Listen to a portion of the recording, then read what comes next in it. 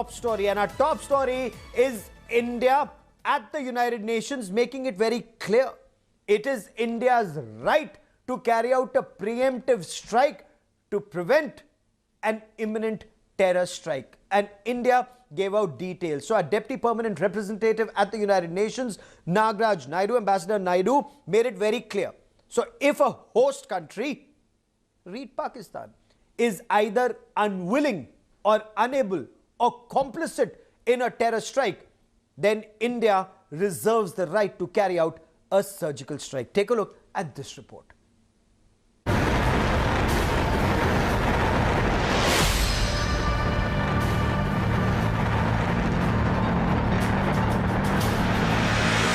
Years ago, Indian Air Force pilots flew Mirage 2000 fighters deep into hostile airspace.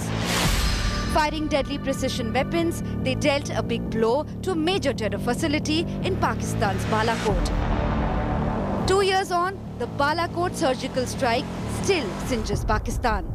India, through that mission, showed that it will hit back and punish acts of terror.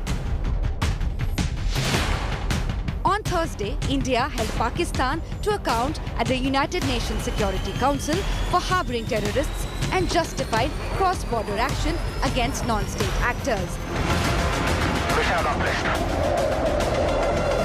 The right of self-defense applies also to attacks by non-state actors. In fact, the source of the attack, whether a state or a non-state actor, is irrelevant to the existence of the right of self-defense. India told 15 member states of the attacks India has been subjected to for decades at the hands of proxy cross-border and state-supported terrorism. A state would be compelled to undertake a preemptive strike when it is confronted by an imminent armed attack from a non-state actor operating in a third country. In fact, Security Council resolutions 1368 and 1373 have formally endorsed the view that self-defense is available to avert terrorist attacks, such as in the case of the 9/11 attacks. While Pakistan has been trying to impress upon the international community that India was violative of international rules and norms by carrying out surgical strikes in Pakistan-occupied Kashmir, India has made it amply clear that the act was in self-defense. And in that, India cited none other than a permanent member of the United Nations Security Council, America, when America carried out strikes after 9/11. In New Delhi, Geeta Mohan for India Today. The other big story, the Director Generals of Military Operation of the Indian Army and the Pakistan Army, they spoke about maintaining peace and tranquility along the line of control. So, starting midnight tonight, there will be a ceasefire along the 770-kilometer long line of control. But does this mean that the terror training camps in Pakistan have shut down? The launch pads where the army insisted there were 400 terrorists waiting to infiltrate, are those launch pads empty? Or has India agreed to a ceasefire with Pakistan? Because Pakistan is in deep pain. Pakistan army is hiding military fatalities and casualties that they're suffering. It emerges from OSINT handles, open source intelligence. It appears in Pakistani social media, but their ISPR does not give out this information. Pakistan actually claims it's a victory for them that the ceasefire is happening. We bring you this report. There will be no firing along the line of control between India and the Pakistan Army starting midnight, February 24th to 25th. As Director Generals of Military Operations of both countries agreed to a strict adherence to all agreements to maintain peace along the LoC and the borders. India and Pakistan are giving the possibility of peace another chance after a military-to-military dialogue to ensure all core issues that have potential to disturb peace along the LoC are addressed. Bharat और पाकिस्तान की फौजों के DGM उसके बीच में cease fire का जो समझौता हुआ है वो एक वेलकम डिसीजन है। एक ऐसा फैसला है जिससे भारत के बॉर्डर बेल्ट में रहने वाले, खासकर जम्मू कश्मीर की बॉर्डर बेल्ट में रहने वाले शहरियों को, नागरिकों को बहुत राहत मिलेगी। India and Pakistan had entered into the Ramzan ceasefire agreement in 2003 and reiterated it in 2018. However, with Pakistan's continued support to terror to target India, including the 26/11 Mumbai terror attacks, the Uri terror attack, Pathankot, Gurdaspur and Nagrota terror strikes led to rising tension along the line of control. Despite a reiteration of the ceasefire in 2018, Pakistan's continued support to terror resulted first in the surgical strikes in 2016 and then the Balakot airstrikes after the Pulwama terror attack in 2019. Sources say several back-channel discussions were held between India and Pakistan to arrive at a ceasefire, with India making it very clear that anti-terror operations will continue and the anti-terror grid will not be changed along the LoC and in the hinterland. The move has been welcomed by leaders in the valley who said freedom from ceasefire violations will improve the quality of life of those living close to the line of control. Pakistan, according to sources, has also assured India that it will not let its territory be used for terror against India. In fact, in the first week of February, Pakistan Army Chief General Qamar Javed Bajwa had spoken of extending a hand of friendship towards all neighbours. ये जो हिंदुस्तान और पाकिस्तान के commander level की बातचीत हुई है और जहां पर ये फैसला किया गया है कि सीज़ फायर किया जाएगा यानी जंग बंदी की जाएगी, ये नहायत ही खुश आइंद इक़दाम है, ख़ुसूसी तौर पर सरहदी लोगों के लिए, क्योंकि हम खुद बॉर्डर के रहने वाले लोग हैं। यहाँ पर हम जानते हैं कि जब गोलाबारी होती है तो किस तरह क़यामत का मंजर पेश करती है। हम बहुत शुक्रगुजार हैं इस सिलसिले में जो हमारे कानून में ये आवाज़ आ गई कि इन्होंने ये कदम उठाया कि सीज़ फायर का। इससे बहुत अच्छा है कि जैसे हम बांडीपोरा के साइड से बिजनेस वाले आ गए थे यहाँ गुरेज में बॉर्डर एरिया में, हमारी को बहुत दिक्कत होती थी कि यूँ सुन रहे थे शलिंग होने वाली है, तितर बहुत हो रहा था, बिजनेस खत्म हो रहा था इससे। जब भी इन बॉर्डर के इलाकों में गोलाबारी होती थी तो उसमें हमारे जो गरीब देहातों के रहने वाले गरीब लोग हैं, हमारे बॉर्डर इलाकों के रहने वाले गरीब लोग हैं, इनको बेहद परेशानियों का सामना करना पड़ता था और इनकी जान व माल का बेहद नुकसान होता था। There has been a significant drop in the number of ceasefire violations by Pakistan in the past fortnight, resulting in a corresponding drop in retaliation. Sources say there also appears to be a thinning out of the number of terrorists at launch pads in POK. But Pakistan still has not cracked down on the military jihad complex active in targeting India. But sources insist the Balakot airstrikes and the post-Uri surgical strikes have sent across a message to Pakistan that there will be consequences, including preemptive attacks to target India-centric terror. Bureau Report, India Today. So the big story is Pakistan remains on the Financial Action Task Force grey list. Remember, it was in February 2018 that Pakistan was put on the FATF grey list. So over 2 years, a country that sponsors terror has not taken effective measures to check money laundering and terror funding, at least not all. It still falls foul of 3 measures. And then once it fulfills these 3 conditions, including targeted action against all terrorist groups and not some terrorist groups, and sustainable action and evidence of prosecution which is commensurate with the crime. So it's not as if Hafiz Saeed carries out a 26/11 Mumbai terror attacks and they will just put him in jail for a couple of years for terror financing. No, the FATF wants to see that there is proper prosecution, conviction commensurate with the crime, which is demonstrable and dissuades the terrorists from carrying out terror activities. So Pakistan still has a lot of effort to make, and real effort, not the sham action that is being taken so far. I quickly want to cut across to India Today's Geeta Mohan, our foreign affairs editor, who put that question to Marcus Player, the president of the FATF. So Geeta, 3 major conditions that Pakistan still hasn't fulfilled, and till June at least Pakistan remains on the grey list. But because it's being taken at least some action or sham action, no blacklist just as yet. Well, that's right. In terms of grey listing, we were given to believe that innumerable number of grey listing does not help, that there will be some serious action. But like Gaurav, we've said it before, there are countries that stop, and they only need 3 of them to stop them from being blacklisted. With that support, I suppose the realistic assessment that they will be giving Pakistan a chance.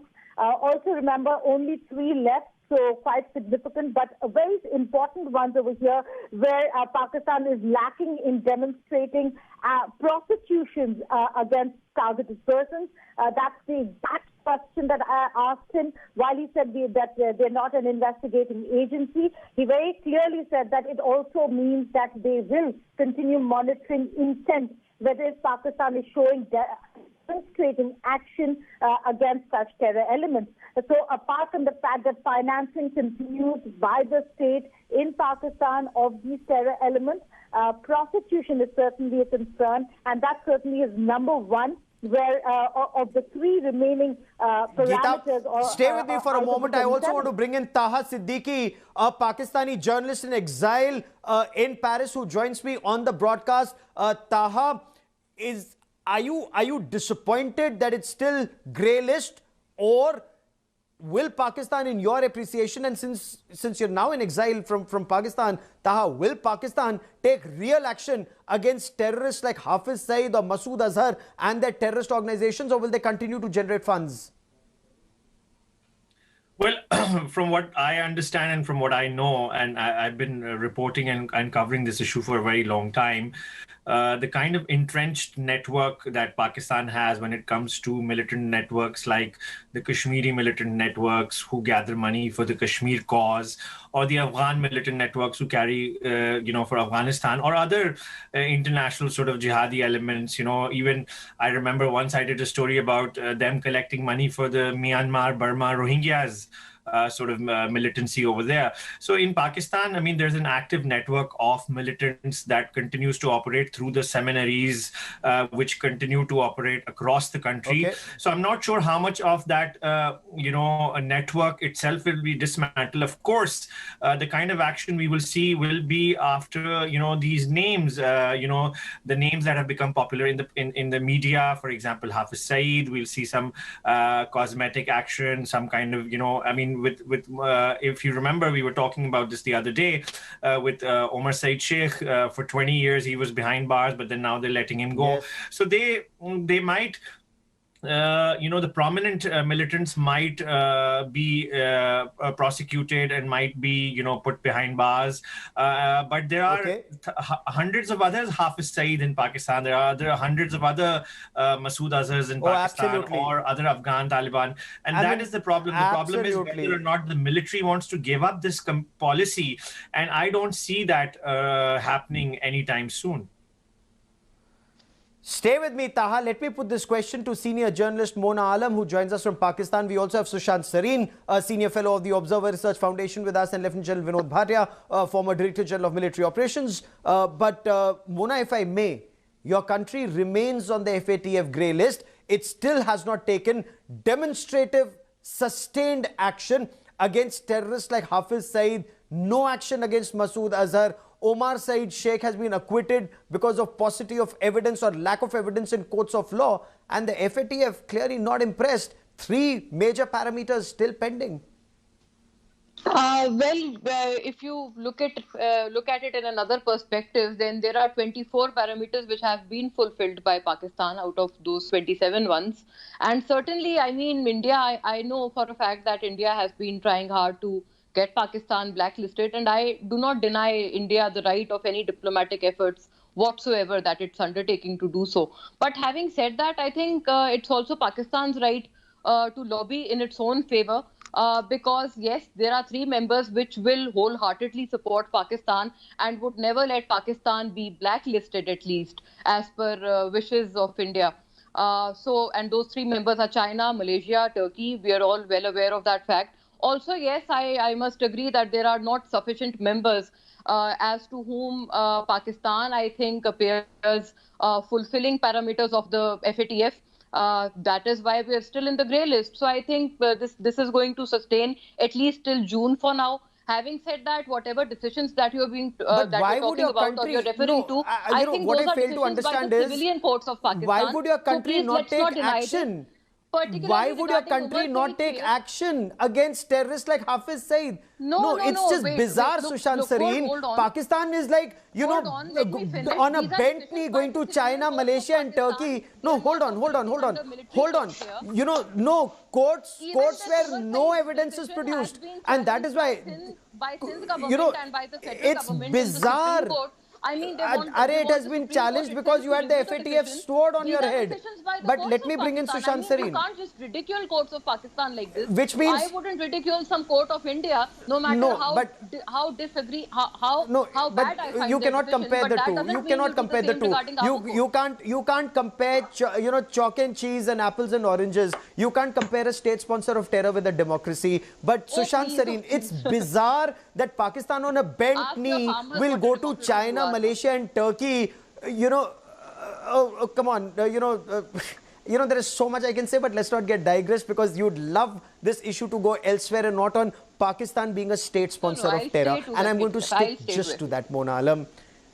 Okay, but Sushant Sareen, imagine Omar Saeed Sheikh, mountain of evidence in public domain that he killed Daniel Pearl.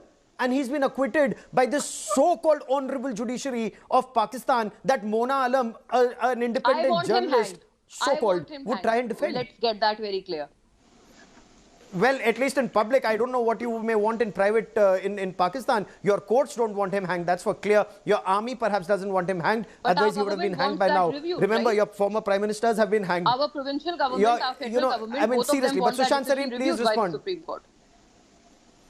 But your army doesn't and your governments don't matter and you also know that. But Sushant Sareen, please respond. These are conspiracy theories. I think she should finish her conversation before I should come in because she insists on butting in every time. Come in. Sorry. No, you come in. Sorry, I'll just. So Gaurav, here is the thing, and I think we spoke about it the other day, and I told you that, if you look at the way these cases have been processed in Pakistan, even the ones in which they have convicted some of these terrorists, it leaves a lot to be desired because in a country where even anti-terror cases continue for decades sometime, here were cases which were filed, the thing was concluded, the case was concluded, the sentencing was done in a matter of days and weeks. So clearly there was something rotten out there. Now, this is the same trick which the Pakistanis used shortly after being grey-listed in 2018, when they went to the first review and they said, look, we have prosecuted so many people under terror finance charges. There are about so many cases, so much of money we have seized. And then the FATF started coming down to the brass tacks and asking them, okay, please tell us how many of these were designated terrorists, how many of these were from designated groups. And it so turned out that not one of them was from any of the designated terrorist groups. Not one of those persons was from any of the designated terrorists. So clearly, the same kind of an eyewash action has been taken this time, which is why when the president of the FATF says that action against all groups, you can't be selective.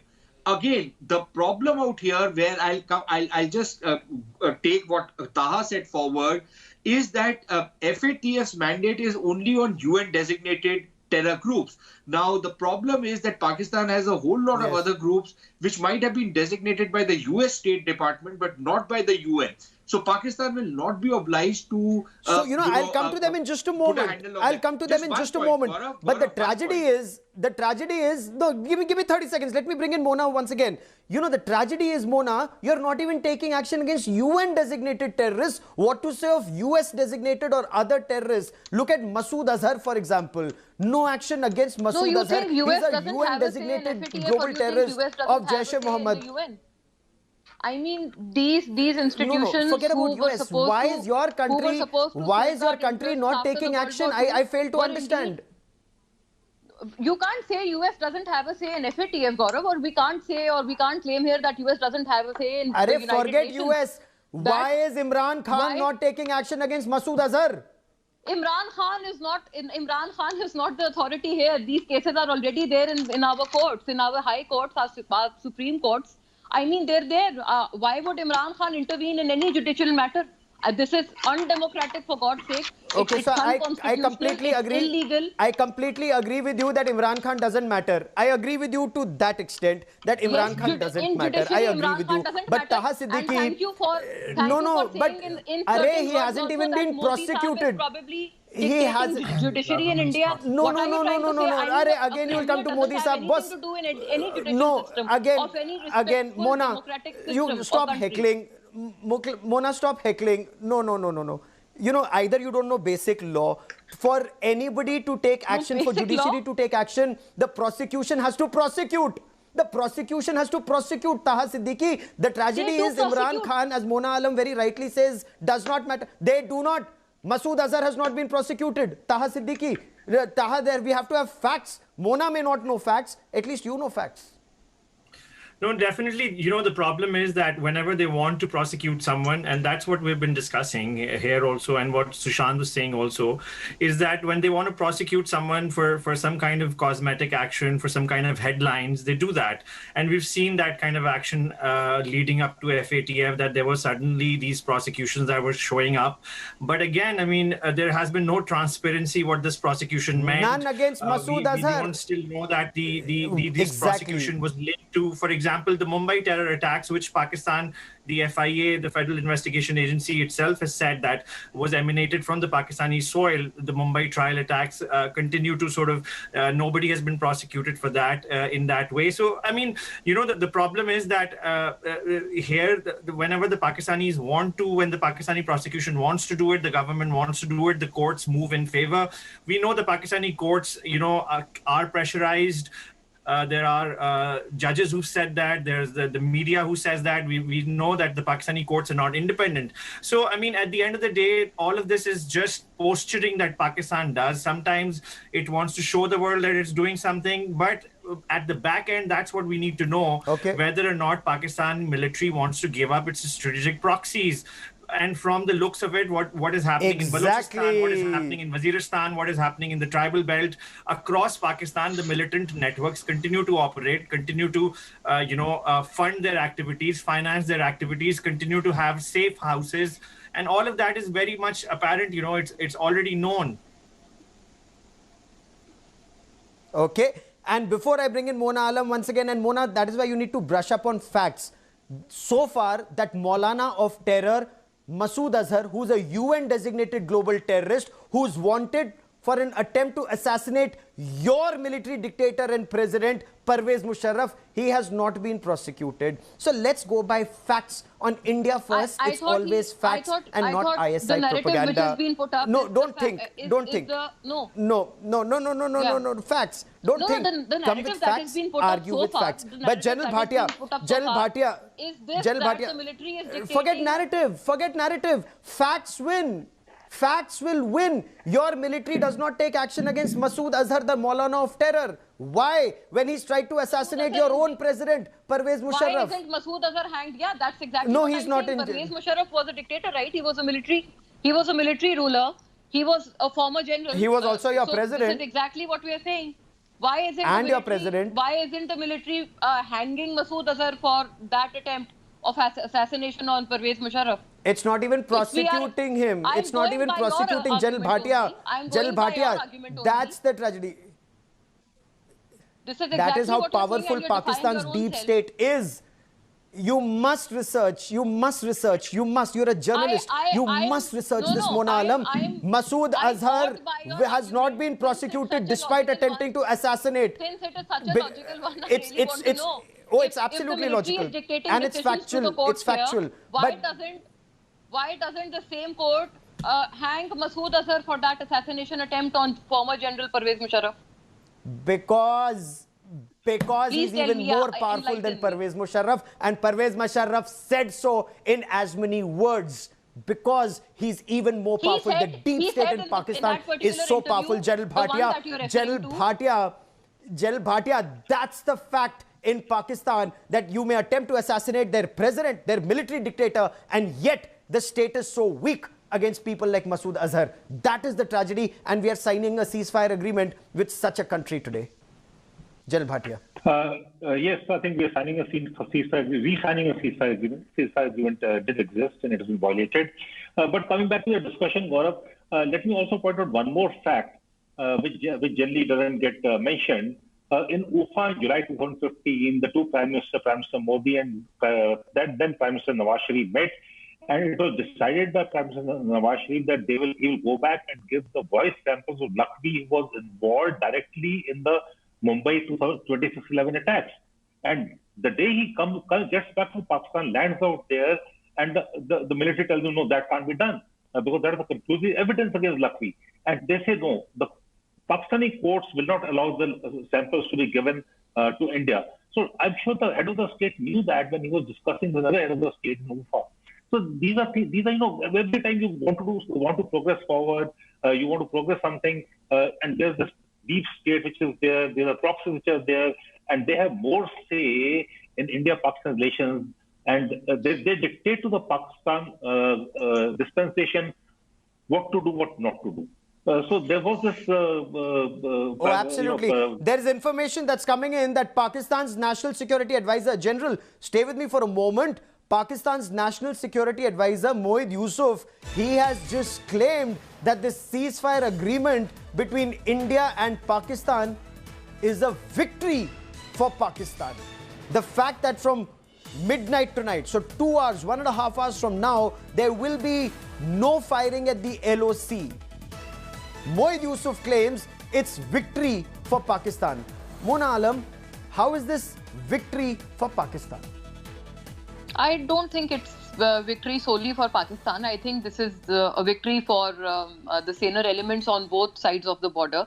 I mean, this is as good and as historic as could be. Both the DGMOs have spoken over the phone. They want to implement finally they want to implement this LoC agreement, ceasefire agreement in letter and spirit that was finalized in 2003, and we haven't seen any implementation whatsoever. So if this is finally being done, I think this is not just victory for Pakistan. This is victory for the saner elements and for the public, which doesn't want war. Okay. So this is victory for both ends of the border. I don't agree with that, with Mr. Mohid Yusuf. Okay. Fair enough. Fair enough. They don't want war. They also do not want terror. And that is where, Sushant Sareen, India really needs to be very sure. Sushant Sareen, just about a fortnight ago, we were told that there are about 400 terrorists at launch pads waiting to infiltrate. Just about a fortnight ago, we were told that terror training in Pakistan's Mil Jihad complex is still active. And it would be very interesting to know, before we have this so-called ceasefire at the LoC, yes, nobody wants war, but it's Pakistan that's bleeding much more and hiding facts from their own people. They're hiding their military casualties. So a ceasefire is a very good idea if it also means no terror from Pakistan, Sushant Sareen. And we have no guarantee about that just as yet. You have a guarantee about that it will continue to happen. So this ceasefire agreement is not worth the paper it is written on. I don't know if General Bhatia is still with you. But General Bhatia was part of one of these pantomimes which occasionally happen in 2013, and General Bhatia will bear me out. They came up with a somewhat similar agreement, and it didn't last very long. 2018, you again had a similar agreement. It didn't last even a couple of weeks. And now you've signed a similar agreement. I don't see this agreement last the summer because of the very fact, the stuff which you're talking about. The infiltration is on the rise. They're using drones and tunnels to send in weapons, to infiltrate people. All sorts of dubious activities taking place from the Pakistani side. So for anybody to think that terrorism is going to end and the Pakistanis are going to come clean, I'm afraid that's not going to happen. But the interesting thing is that you're absolutely right, Sushant Sareen. So let me take this to General Bhatia before I bring in. Yes. Gaurav, just one small point. Okay, you mentioned Mohid Yusuf. There has been a report that there was apparently a back channel between the Indian NSA and Mohid Yusuf. Mohid Yusuf has tweeted and denied any such contact, which then leads me to believe that probably this was a deal which was done between the Indian NSA and top level officials of the Pakistan Army. It could not have been done only at the DGMO's level. Sushant, I want to bring in General Bhatia on this because we've covered this, Sushant Sareen. Yes, Sushant Sareen, we've covered this. 2003, that so-called Ramzan ceasefire, Pakistan did not stop terror. 2004, you had Pervez Musharraf who said Pakistani soil will not be used for terror against India. And in 2006, we had 200 Indians who had died in that Mumbai train blast. And then you had Ahmedabad blast in which you had 57 people died. You had Mumbai terror attacks in 2008 in which 166 innocent people died. So what are these ceasefire agreements all about? Just the LoC, not about Pakistan stopping terror that's aimed at India, General Bhatia. Gaurav, I agree with you totally. These are agreements. We keep giving peace a chance, but peace doesn't prevail. To that extent, I think Sushant is right. There is a direct correlation between the ceasefire violations and infiltration attempts by the Pakistani army to push in terrorists across the line of control. And these are terrain and time sensitive. If you look at the ceasefire, it's not, just don't look at the ceasefire violations. Yes. Look at the way they take place, how they take place, what is the intensity of ceasefire violations.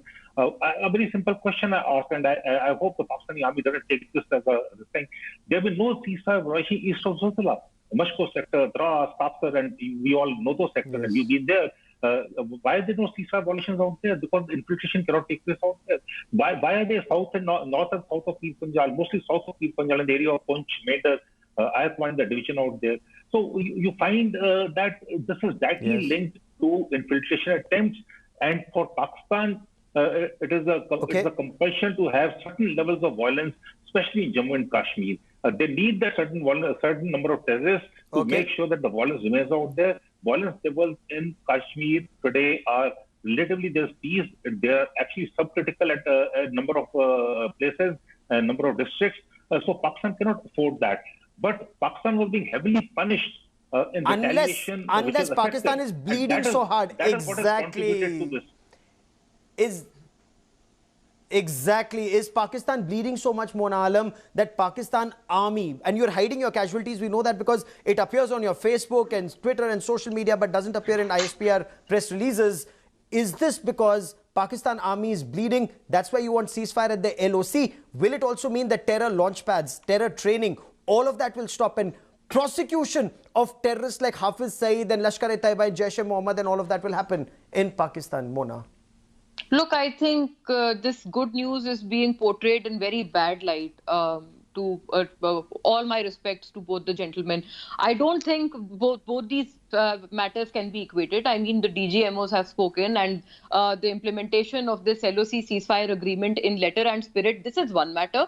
And the other matter that you're talking about, the incidents that you've talked about, which you blame on Pakistan, and you think they've been sponsored from Pakistan by state and non-state actors whatsoever. There are similar concerns from our end also. I mean, we've handed over a dossier to you listing all those particular incidents. There have been attacks on our Chinese consulate and on the Pakistan Stock Exchange. There have been attacks in Balochistan and Karachi. So that's exactly the point I'm coming to. Has pointed out. So Fakistan versus real victims of terror, perhaps. That is why India has also said at the United Nations, India reserves the right to carry out preemptive strikes. And that's a very clear message to Pakistan.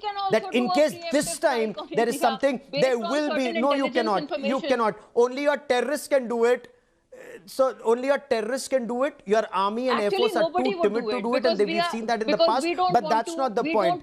That's the point. But you know, India, as India does, you violated our well, then stop sponsoring terror. Then stop sponsoring terror. Stop being in violation of FATF grey lists and stop being in violation of the Financial Action Task Force. And I hope India continues to take hard action, because Pakistan will remain the way it is, a state sponsor of terror. To all my guests, many thanks for joining me. I need to slip into a quick break here. But when we come back on the other side of a short break. Hi everyone, Preeti Chaudhary here. Hope you like this video. For latest news and analysis, like and subscribe to the India Today YouTube channel. And don't forget to press the bell icon to stay updated. Thank you for watching.